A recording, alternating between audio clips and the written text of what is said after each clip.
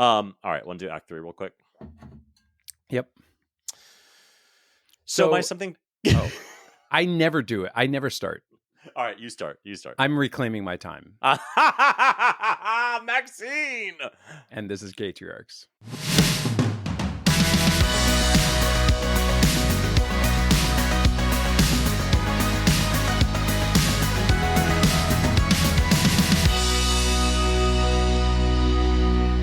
So I think I painted myself into a little bit of a corner. Okay. My 4-year-old, now that he just had his birthday, is already talking about what he wants for his next birthday. Mm-hmm. And one of the things he says, he wants Paw Patrol to come to his birthday party. So, because we've been to a couple birthday parties where like costume characters come. So I said, sure. He goes, no. I want the real Paw Patrol. Okay. And so what I decided to do, I regret it immediately, was I said, oh, well, I'll just text them. And so I get on my phone and my husband is on the other side of the couch and I pull up a text to Brian, my husband, and I start texting and I say, hey, would you mind coming to Emmett's birthday party? And then Brian sent back a text, sure, that sounds great. And I showed it to him. I went, they just said yes. And his eyes lit up and he started jumping up and down. Oh, no. Every single day since that. He goes, now the real Paw Patrol is coming to my birthday, right? They texted you, right? And he keeps asking me to text Paw Patrol things. And I'm like, oh God, what do I do? I mean, listen, this is 10 months away, but I'm like, he says it every day. The real Paw, will you text them? I said, well, yeah. You're in it. Thank God. I'm really relieved to hear it's 10 months away because I was thinking this was in just a couple of weeks. And I thought, first of all, I can't wait to see pictures of you dressed up as whatever their names are because I don't remember their names anymore. It's been a while, but you've got 10 months to absolutely make sure he forgets about this and focuses on having some other characters show up. But this might be something he holds on to. I tell you what, every morning he's like, did you text Paw Patrol last night? I'm like, yeah, I said you up at like 11:30 p.m. And anyway. and now you're going to slowly shift into the gratitude world of being like, how about you stop being so demanding and realize, show me some gratitude for all the efforts I've made in the past. But that's going to like up the ante if you get somebody to dress up. You know, years ago, we had a princess birthday party for my daughter. And my partner and I were sitting around thinking, can we get somebody to show up as a princess? And I'm like, oh my God, this reminds me of my friend, a friend who is very princess-like, and she was in a Broadway show at the time. And I'm like, listen, this is so beneath you. But could you come and put on a $25 Amazon Belle dress? You know, that will catch fire immediately. You're accustomed to wearing $10,000 dresses all the time in shows, but would you demean yourself on a Sunday morning before a 2-show day and come down and just like take some pictures and hug her? And she said, absolutely. I mean, with full enthusiasm. Then she got a friend in the show who also knew us, who said, wait a minute, I have a Snow White costume. They both came down dressed as Belle and Snow White. And I am forever grateful. But that was setting a really high bar of these women who were wearing these disgusting costumes for just a little while. So I'm laughing at you and then realizing, oh, no, I'm laughing with you because I fully did that. I'm so old and decrepit now. I had forgotten that until you finished your story. So, have you noticed some gay dad news of late?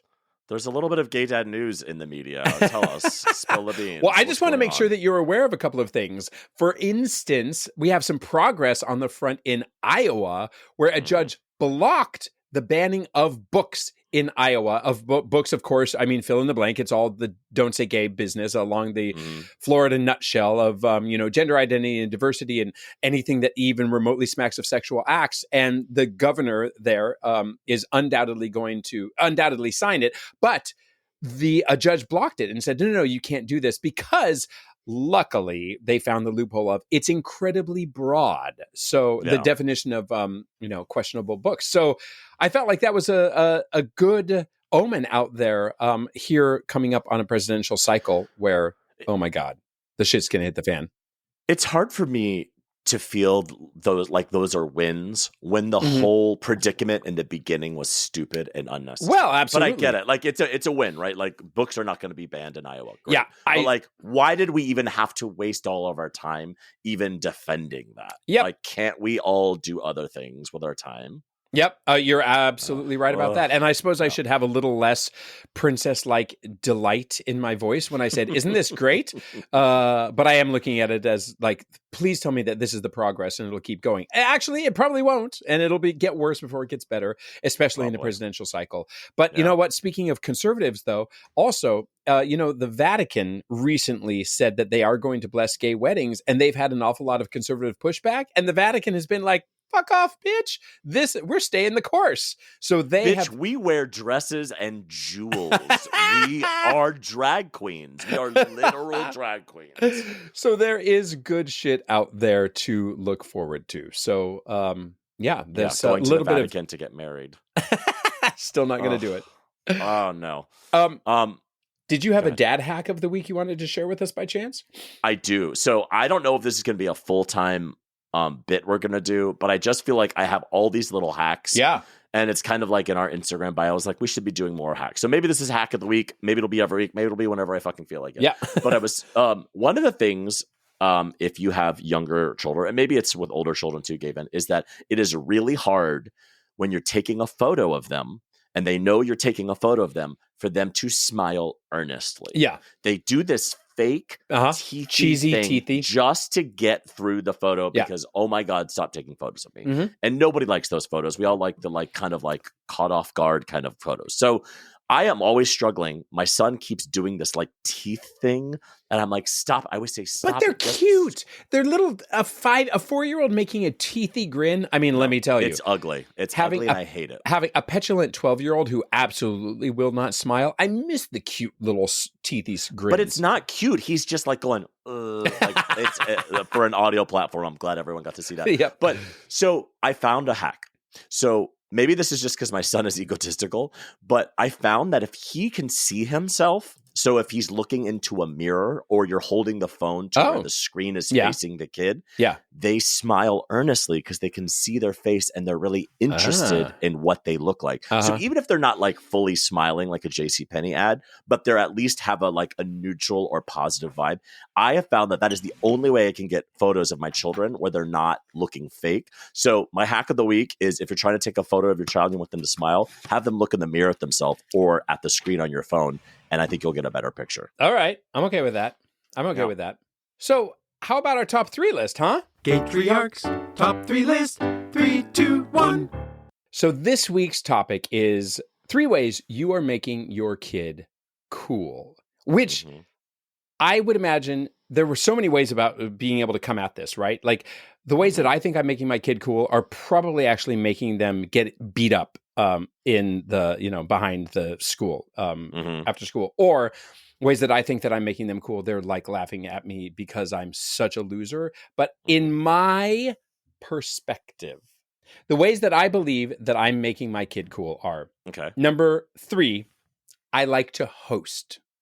And by hosting is, I just always want to have an open door policy, and I want my kids to come over, and I want their friends to feel comfortable. I don't necessarily have the greatest snacks, but I try to have lots of snacks because snacks are key. So that is making your kid cool, right? Yeah.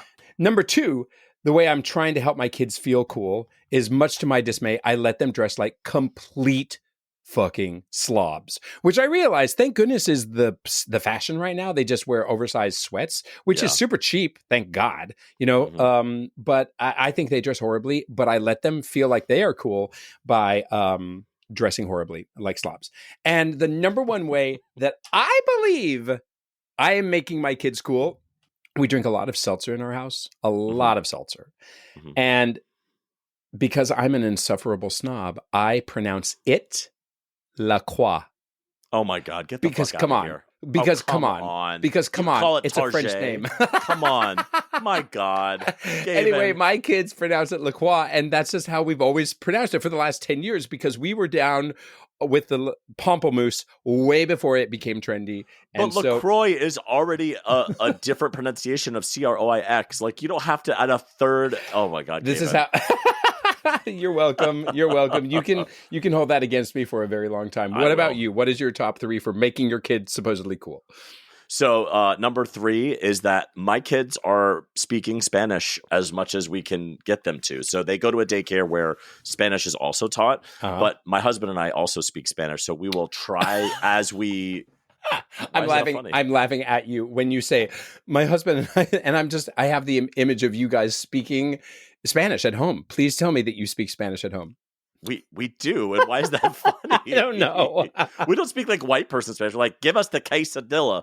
We don't say that, but like we try to I find myself saying it, especially when I'm like yelling at the kids. I'll be like, come here, and then I'll repeat it in Spanish or whatever. But we're trying to like make Spanish an easy I know a lot of Spanish. That's things. Awesome. So that's number 3. Number 2.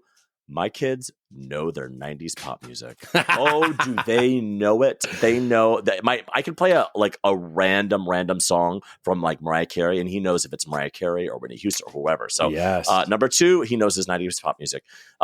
Number 1 way I'm making my kid cooler than other kids, they have gay dads. Hells yeah. That's fucking cool. Hells yeah. Back in the day, it was not cool. Now, that's fucking dope. So, number 1, they have gay dads. That's all. I applaud you particularly on that last one. That's awesome. So next week, our top 3 list is going to be the top 3 ways you're a lesbian. Okay. Y'all, we are upping our game here. You're laughing because I'm reading this, aren't you, David? We are upping our game because we have a New York Times best-selling author on the show. And if you thought we were insufferably pretentious before, well, just you wait. Today we are joined by Steven Rowley, the author of so many books. Lily and the Octopus, which was the aforementioned New York Times bestseller. The Editor, named by NPR as one of the best books of 2019. The Celebrants, Today Show read with Jenna Book Club pick, with the Today Show, Jenna Book Club's pick. Oh, geez. But anyway, I'm just leading up to the actual reason that I want to have him here is because he's also the author of The Guncle, a Goodreads Choice Awards finalist for 2021, Novel of the Year, and winner of the 22nd Thurber Prize for American Humor.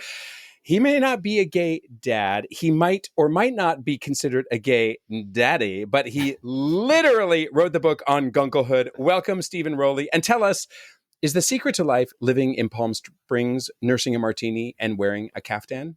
Well, I'll tell you, at my age, the secret to a good life for me is moving to Palm Springs right before I turned 50 because I am young in Palm Springs. I was old in LA. I was middle-aged in San Francisco. But I am a twink here in Palm Springs, and I'm happy to turn heads at my age any way I can. That sounds fantastic. The secret to life is surviving the length of an intro like that. Jesus, I know. We can redo years. it. My bad. I literally, yes, I did obviously steal that from your website, but there were so many good tidbits in there. I need to justify our pretension in having you here. So stop being so successful. It's really getting in the way of our interview. Listen, it's going to come to an end sometime. So just milk stay that tuned. 15 minutes. So The Guncle, even though you wrote it multiple novels ago, The Guncle is really a fantastic book. And the reason that we wanted to have you here, because we want to hear all of your parenting advice. But before you tell us your parenting advice from your experience with your nieces and your nephews, and to be clear, you are not a father yourself, but what inspired The Guncle? Yeah, as you say, I'm not a father myself, and as an artist and as a writer, I was always sort of very, almost self-conscious of not having that life experience in my arsenal, because no matter what you think of the having and raising of children, it's inarguably one of life's great emotional experiences. And so when I became an uncle, and I am now an uncle 5 times over, plus an honorary uncle to many friends' kids as well. I was surprised at the sort of depth and meaning I found in those relationships and how much they enriched my life. The Guncle itself, though, was inspired by my brother was coming to visit me here in Palm Springs with his 2 boys who were ages 3 and 5 at the time. And yes, they were excited to come see their mysterious uncle who lives in California. They live outside of Boston, who has a swimming pool and where it's warm in the winter. But they were just as excited to spend the week with their dad, who works a lot, and and they were just excited to have a week of uninterrupted time with him. Unfortunately, after 24 hours of being here, he got called back to the East Coast. He's an attorney, and he had to be in court to represent a client.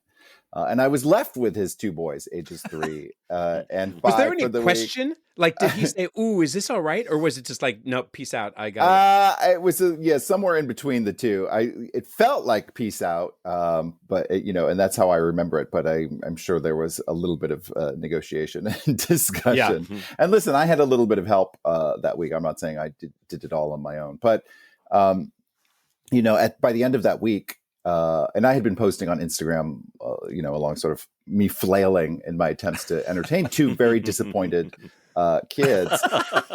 And my editor, you're like, look at all this mid-century modern furniture. Yeah, exactly. Like, where's exactly. They were not interested. Once we blew up every pool float that I owned, their attention started to wane.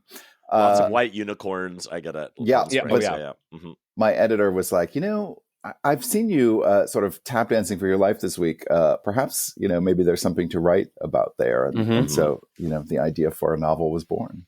That, it definitely seemed, it felt so real. It had to be life imitating art imitating life. And so it is a real pleasure. That is for sure. So, given your experience with them, can you share with us any of the shit hitting the fan moments that you experienced while being a first time solo dad, as it were? Yeah, there were a number of mental breakdowns on probably both of our parts. So, do you want to hear about their tantrums or mine? Yeah, all of the above. All of the above. No, I remember one point. I took them to the zoo. I didn't even know we had a zoo, but we have right. Who knows if you have a zoo until you actually have kids? It's so amazing to like what the world that exists when you have children. Suddenly you're like, there's a whole fucking ecosystem that I never saw. There's an infrastructure that was completely invisible to me, but that does exist. And this is part of the charm in placing the novel in Palm Springs as well. Is that it is a city that many more people associate with retirement than with raising children. So, it was a bit of, not only was I a fish out of water, in sort of having those kids for the week, but they were fishes out of water in a town that's associated much more with an older population. And so, but they wanted to go to the zoo. It took them to the zoo. It's an incredible zoo, the Living Desert here in Palm Desert. If anyone has a chance to visit, listen, I'm not on the board. I'm not making any money for the zoo. But you do not have polar bears or huskies. No, but we do have. They do in Palm Springs, but they're a different kind of. There's a different kind of bear, that you're thinking, and the polar plunge that we take on New Year's, the pool is heated. Not running into the ocean. It's a crisp 82. Yeah, exactly.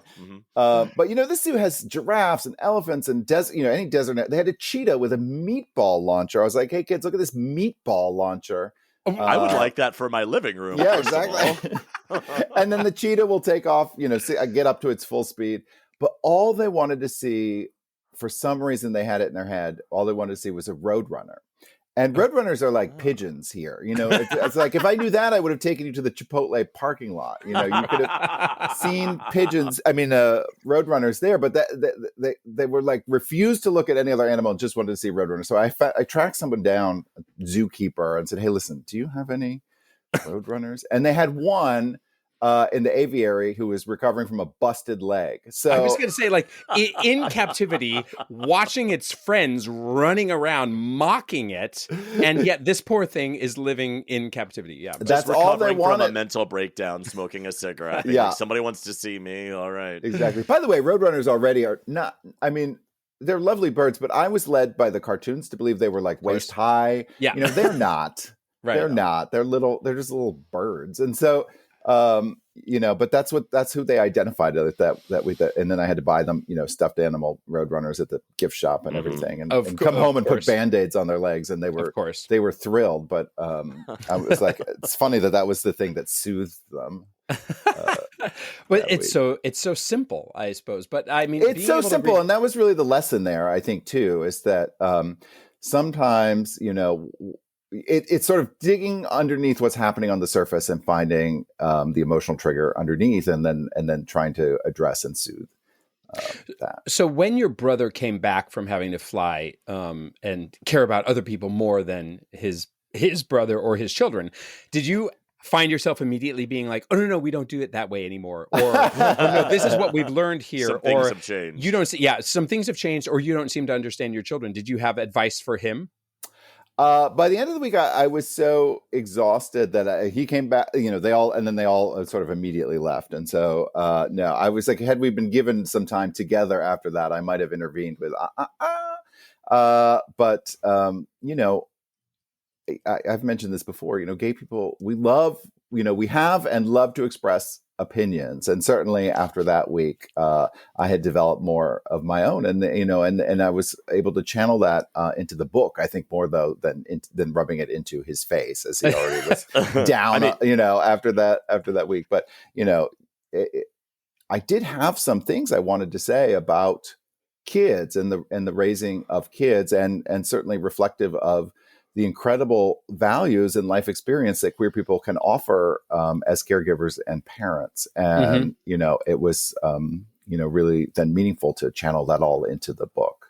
Right. That zoo experience is one of the best lessons I've learned so far as a parent, which is don't trade fun for fun. Where if your kids say, oh, I would like to do this thing, or they're doing a thing that's fun, but it's not the point. It's like, no, but there's bigger animals here. There's this, thing where don't try to trade their current fun for some other fun, because you will always fail. Always. Because that cheetah meatball launcher, which to me, I'm like flying to Mars. Yeah. To see that.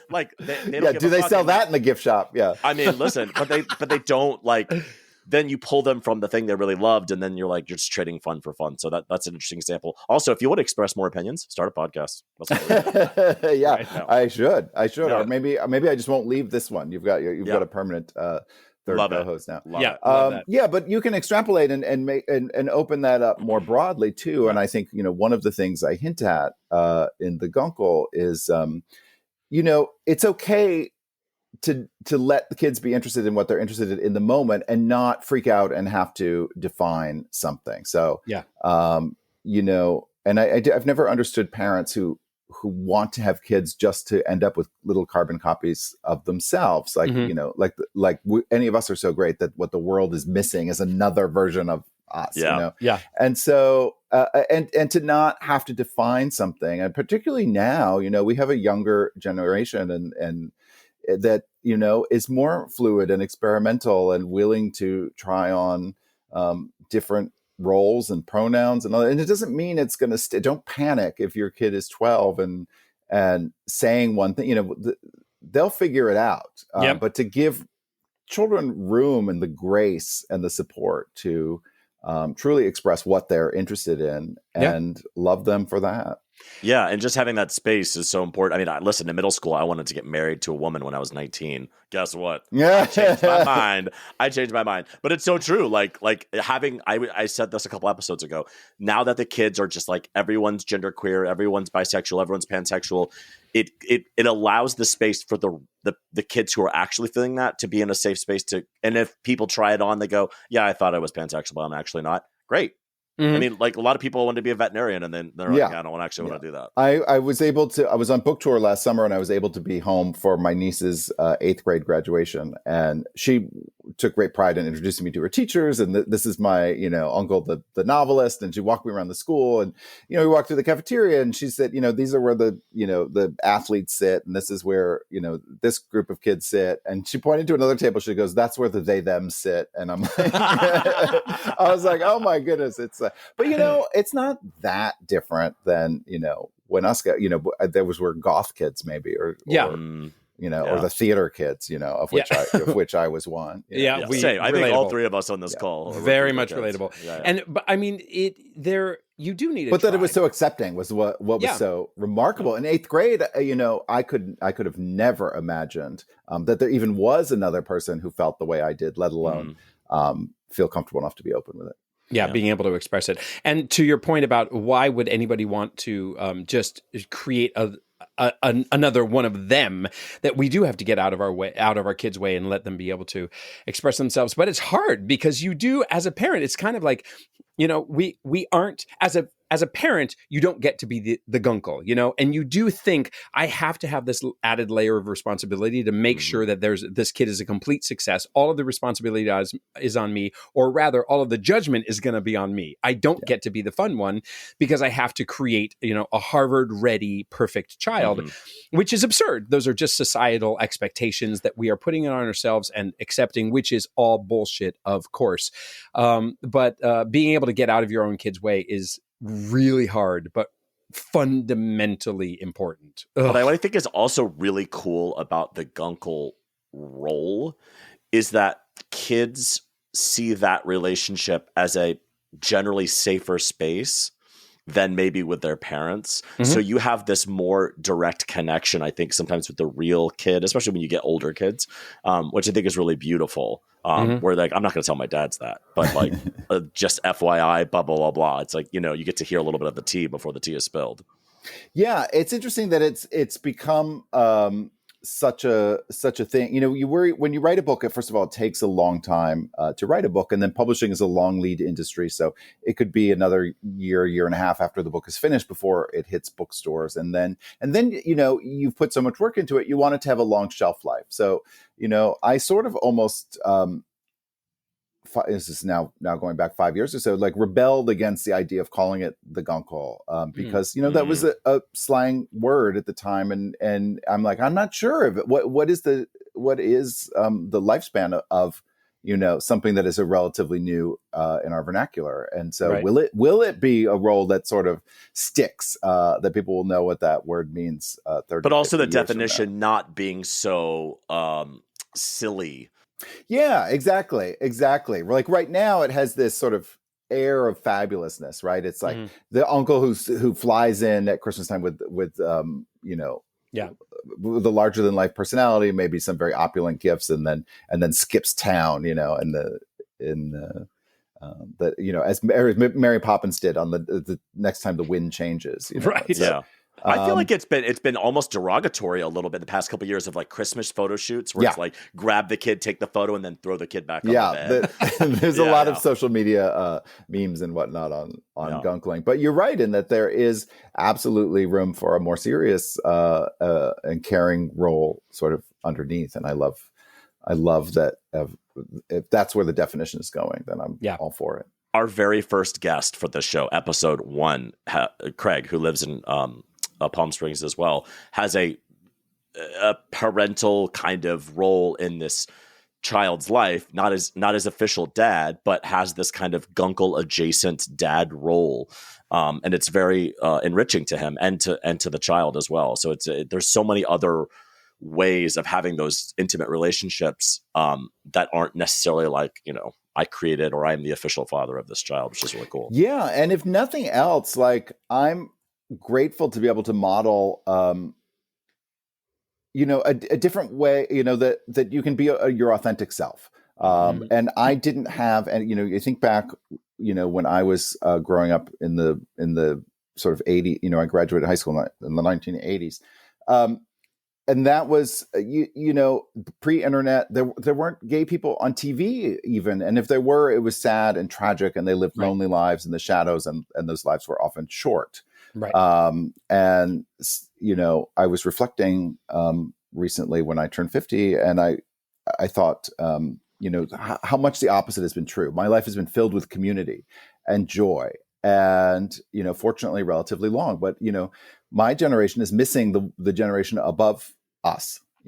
Sadly, we were robbed of so many role models. And so the ability then to be, just by way of being sort of out and writing about queer existences and queer middle age, and all these things that I write about, and be able to model it not just for my nieces and nephews, but for younger queer people as well. As I mean, Gavin was middle aged in the 80s, which is interesting point of view right there. See, I prepped you for that. In fact, I know that David was waiting to make an ageist joke when you mentioned yours. I was like a Cheeto waiting for my meatball lunch. You waiting for your meatball? I yeah. was like, you son run of a for baby. it. Run for it. Run, Yeah. honey. Yeah, So, what about your writing process then? I'm curious, have all of your inspirations for all of your books come generally from experiences in your life, or are you as just as imaginative as you possibly can be and just sitting down and thinking, well, what about this? I mean, I'm curious about how you've gotten your inspiration.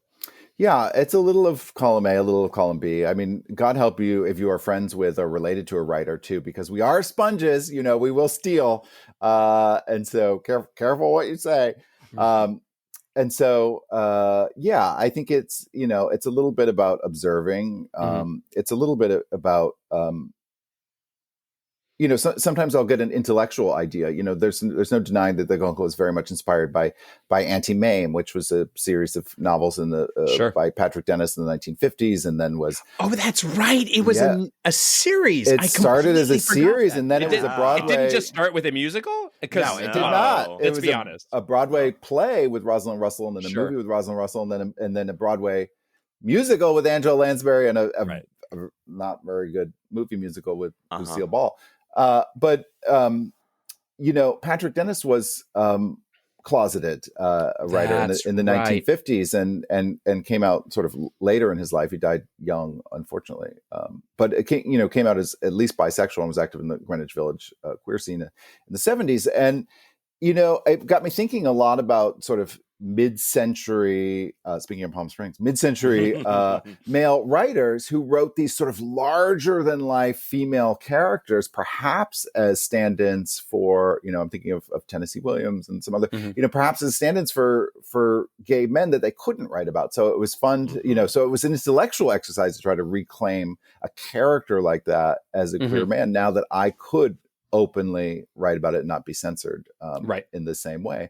But as you say, life seeps in. And so I thought I was writing very much, a straightforward comedy. But halfway through the writing process, I lost one of my best friends from college to breast cancer. And she left behind a 6-year-old son. And so, the book, The Guncle, is, their Uncle Patrick, who's named after, in honor of Patrick Dennis, the author of the original novels, inherits his niece and nephew for the summer after the death of their mother. He's also been sort of grieving, and it sort of leads to a season of healing for all three of them. But, when I experienced that loss, and then suddenly Auntie Mame sent her ward off to a boarding school, and to sort of sidestep that issue of grief. But I knew that I wanted to tackle I was thinking about grief in children in a much more serious way. So, it's sometimes it starts with an idea, a little bit of your own life experience for the fun parts, and then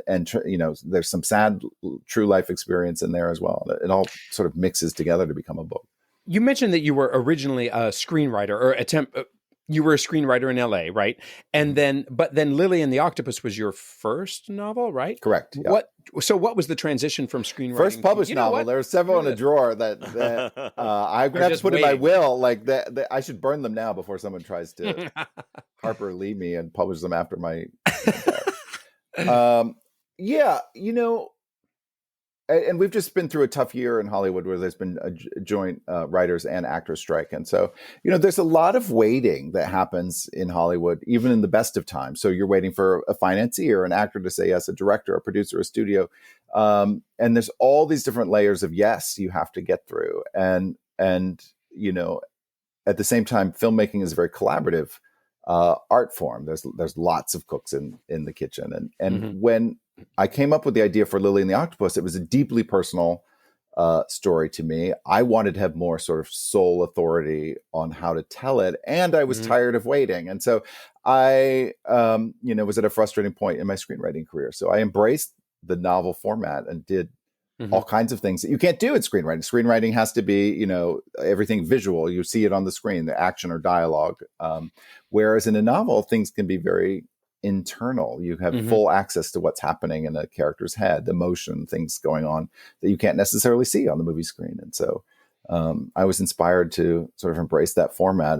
And I think it's interesting that that's what has really changed my my career. No doubt. I ironically started writing for television because I wanted more control of stuff. Well, And now television is better than movies, right? They're great. Slightly. The writer has a little more control in TV. I can't tell you how often I've written something and, the months later it comes out like, oh, I'll watch this. I'm like, oh, I don't know what that is. Yeah, I've never exactly. seen that. My name's that? on it. I did not write that scene. Yeah. But yeah, no, having that control as an artist is so hard. And there's just so few disciplines where you are kind of kept, like playwriting is one of the last few where you're like, the playwright is the big cheese, right? Yeah. And they can make a lot of decisions where, like you said, a screenwriter, like, great, thanks, bye.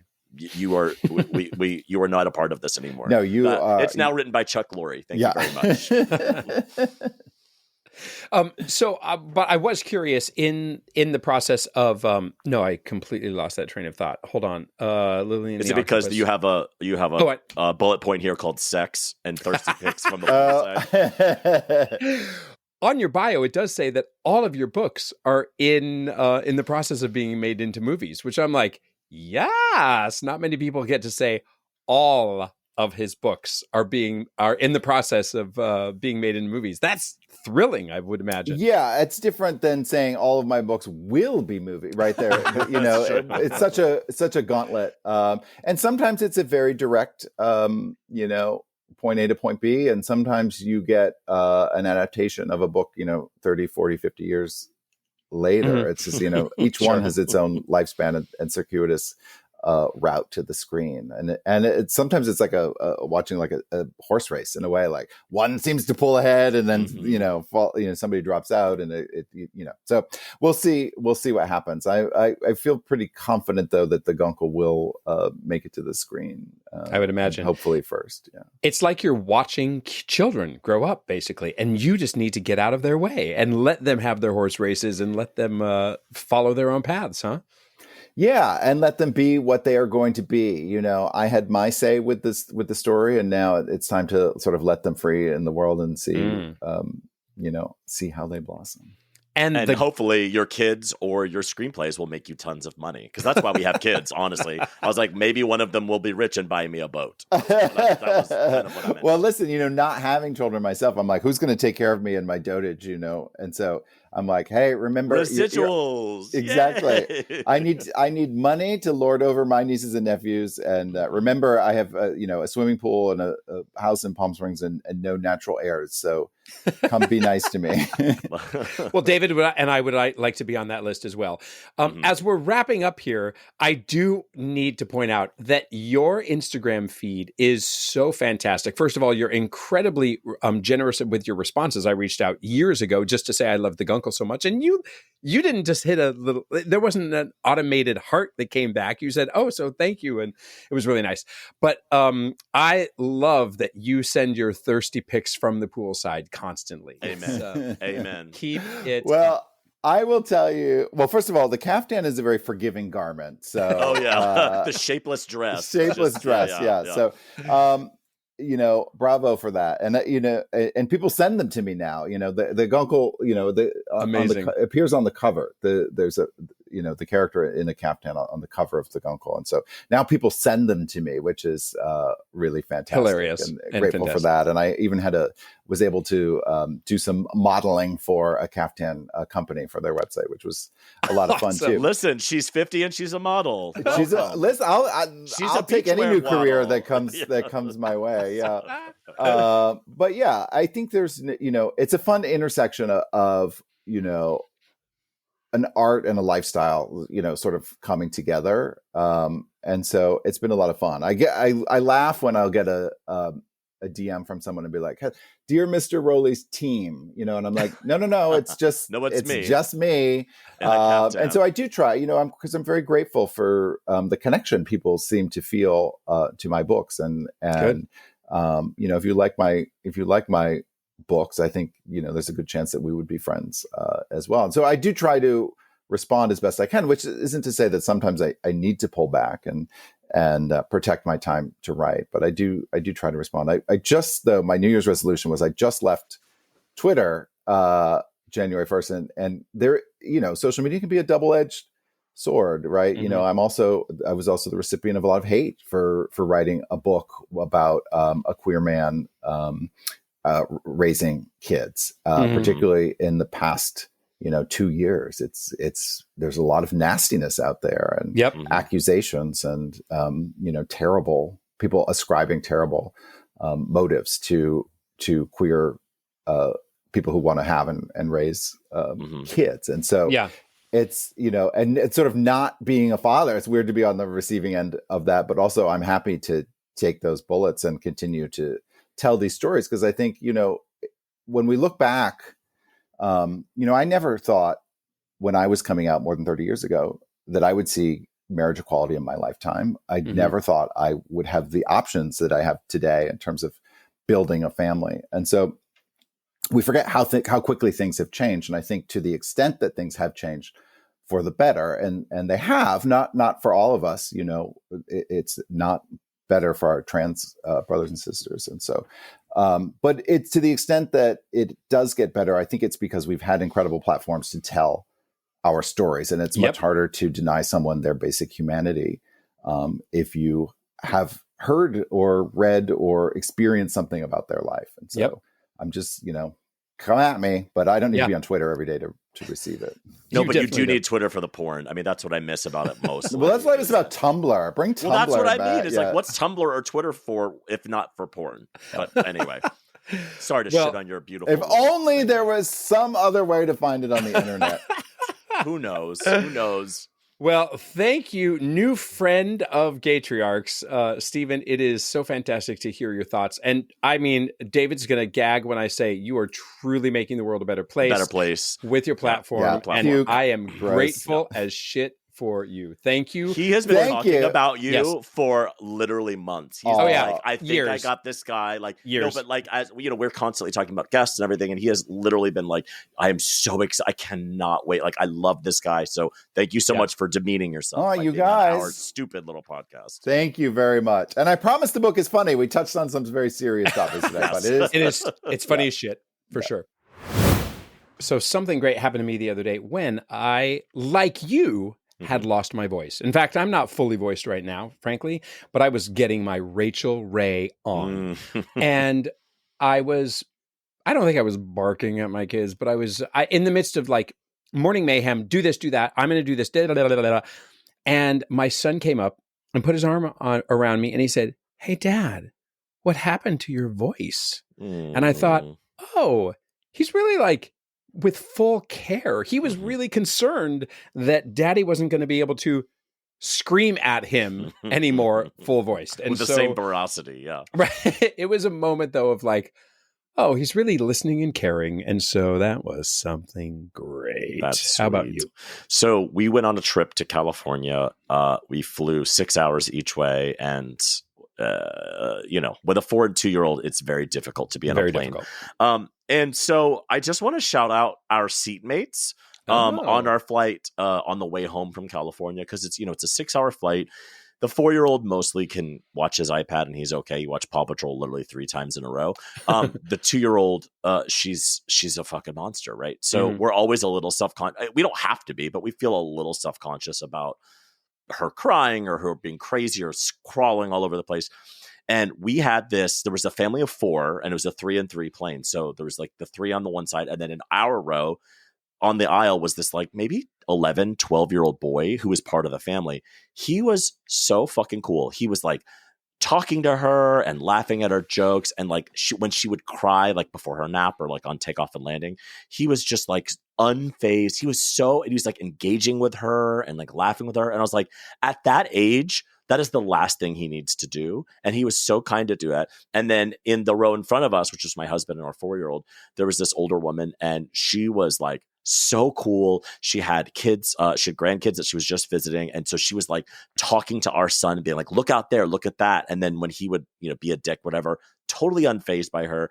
I tell you what, my shout outs this week are to Carol and Seth. You guys were the fucking greatest seatmates we've ever had. And I just like that little bit of kindness that was shown. And that little bit of just like, don't worry about it. I was so grateful for it at the end of this long week and this long trip that they are my something great this week. That's awesome. And if I had been sitting next to you, listen, I wouldn't have begrudged you, but I would not have helped. I just would have. You would have been wine drunk, and you know it. And That's our show. If you have any comments, suggestions, or general compliments, you can email us at GaytriarchsPodcast@gmail.com. Or you can DM us on Instagram. We are at GaytriarchsPodcast. On the internet, David is at David FM Vaughn everywhere, and Gavin is at Gavin Lodge on nothing. Please leave us a glowing 5-star review wherever you get your podcasts. Thanks, and we will wear a caftan with you next time on another episode of Gaytriarchs.